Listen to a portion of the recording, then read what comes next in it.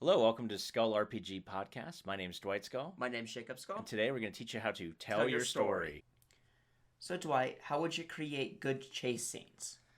Yeah, honestly, I stole this idea from, again, Kenneth Haidt in his podcast, which I highly recommend. Ken and Robin talk about stuff.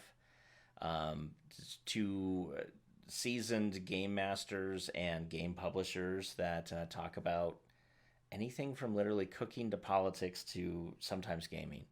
So, in one of the times that they were talking about gaming, they talked about the chase mechanic that they use in Night's Black Agents, which is a type of game that's kind of, think Jason Bourne meets Dracula, is really the easiest way to think about it. Yeah, more or less. Spy meets vampire. And so, one of the things that they do is that he talks about how what you kind of want to plan out is a track, and so what I'll do is I'll actually create a little quick chart and I'll figure out first, what do I want to base this on. So if it's just a straight chase, then it's straight endurance or constitution or whatever the stat or makes drive sense. skill or something. Whatever the stat makes sense if it's just a straight chase, like on foot. But that makes kind of boring, right? Where you're just rolling these opposed checks. So instead, what I like to do is I like to plan out it just a little bit. So what I'll do is I'll say, okay, yeah, the most basic of this is going to be straight up endurance. How fast can we run for how long? But then I'm going to throw in some obstacles where I got to like brute strength, so you've seen these chase movies, chase scenes in a movie. Guy's running, he knocks over a barrel. So you got to jump over that. So I would consider that to be some sort of like athletics check or a dex check, or your systems. This is totally system agnostic, but whatever your system allows for, how do I move out of the way of something coming at me? Then I do a check that way. Mm-hmm. Or maybe I'm throwing a like you got really close to me and I decided to throw like I tipped over a shelving unit. You got to catch the shelving unit, that's strength, and roll it off of you, right? If not, then you get hampered by that, maybe even hurt. Yeah. Same thing with I threw a bunch of ball bearings on the ground, or I knocked over a bunch of fruit or something like that. Maybe I call for some sort of balance check, something like that to recover. And then I would just start moving these up and over. So like I would say, I'll just give you an example. So you're chasing a thief and he's 20 feet in front of you. So he rolls a strength check to knock down a trash can as you're running toward him. So now he does that. He succeeds. And as you approach, you can either dodge it, you can use an athletics check to try to maybe roll over it, or you can try to use like a straight jump check to just kind of jump up over it. And so if you fail by more than 4 points, I'm going to argue that you've lost 5 feet of distance because you kind of got tripped up in it. So if you listen, say you fail the check, so 1 to 4 points of failure, then you're still on your feet, but you've lost some time. So 5 feet, maybe 10 feet of distance now. But if you say you rolled like a 6 under, 5 under, or more, you're gonna hit the ground. You're gonna go prone. It's gonna cost you even more time because now you got to get up and you got to start running again.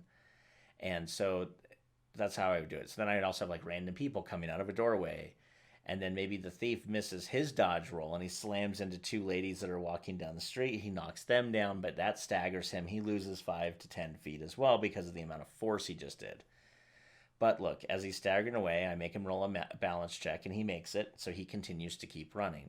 But during that time, you've gained 10 feet on him, and now both of you make some sort of stamina roll to see whether or not you're still running at that speed, or if now we're running at like 3 times or 4 times minus 10 feet or whatever the thing is.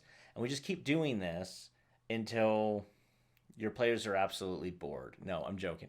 You just keep doing this until you have a set number. So when you first start out, you're going to have a set number. So it's like if we're in a crowded street, if you ever get 30 feet away from the person, they are now gone. They've blended in with the crowd. Or there's enough people in front of you that you can't see him anymore, and then he ducks in an alleyway and he's gone. Can't see it. So in a crowded street, 30 feet. But in a flat countryside, it might be 100 feet. At which point it's like you have no hope. You stop running. Mm-hmm. But if it's like let's say it's more D20 modern or something like that, or maybe it's like a Shadowrun or a Vampire Masquerade game, or maybe one of the variants of GURPS. You guys are in a car, you're in something like that. So now it's like 300 feet in front of you for more than 3 seconds, and the chase is over. You can't catch up. He ducks around. He makes two rights and a left, and you just can't see that. He's gone. And so what I do is I really figure out what are we doing, how are we going forward, and then at what point do I call it quits? Mm-hmm. Obviously, it's also called quits if you catch them. Yes.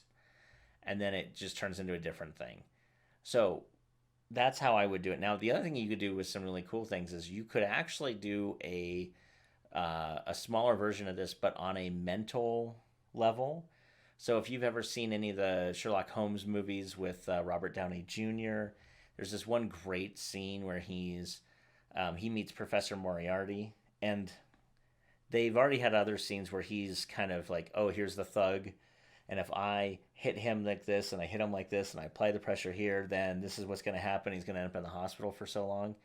They have this really great scene with him and Moriarty where it's like, if I do this, then Moriarty's going to do this, and if I do this, then Moriarty's going to do this. And they're actually almost talking to each other because they start interacting with each other in his thoughts.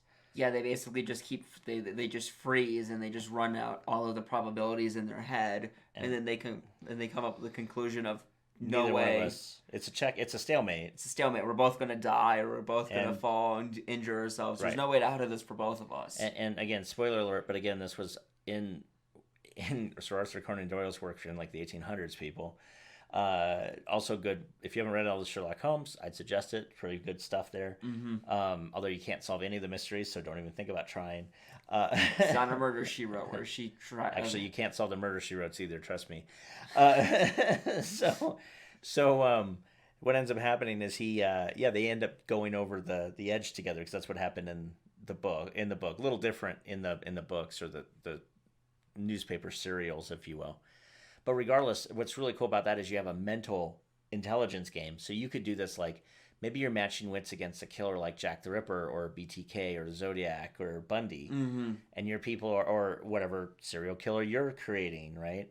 And so like you have to figure out where he's going to strike next, what she's going to do, all these things. And there's clues behind that are left, so you figure out. But now it's just like you're literally playing this long game of wisdom versus intelligence, wisdom intelligence checks against each other to figure out, did you figure out where he's supposed to be going? Mm-hmm.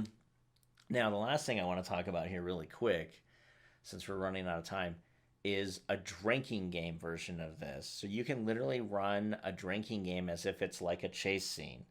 Now, obviously, you're not going to talk about how many feet or anything like that. What you're going to do is how many failed rolls.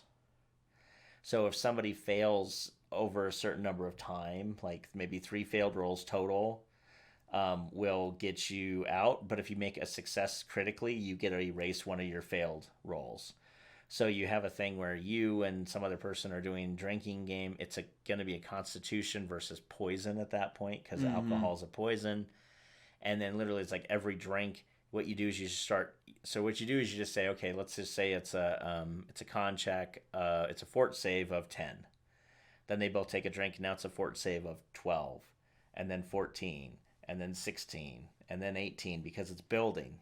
Have the dwarfs +2 versus poisons actually mean something for once? Yeah, it is there, right? I mean, it would be there, and it's in for the fort save, and so you just keep doing this until somebody fails 3 times, not in a row, but just total, and then that person now is drunk and passed out. Mm-hmm. So that's how you could run a drinking game challenge if you wanted to do that. Not as exciting, in my opinion, as running like a foot race, a car race, a horse chase. I mean, any of the other chases you can do look like, a little bit more exciting, especially if you plan them out ahead of time, which you can do pretty quickly with just an Excel spreadsheet. Mm-hmm. So that's how I do it. Hey, thanks for listening. And for more resources, please go to skullrpg.com.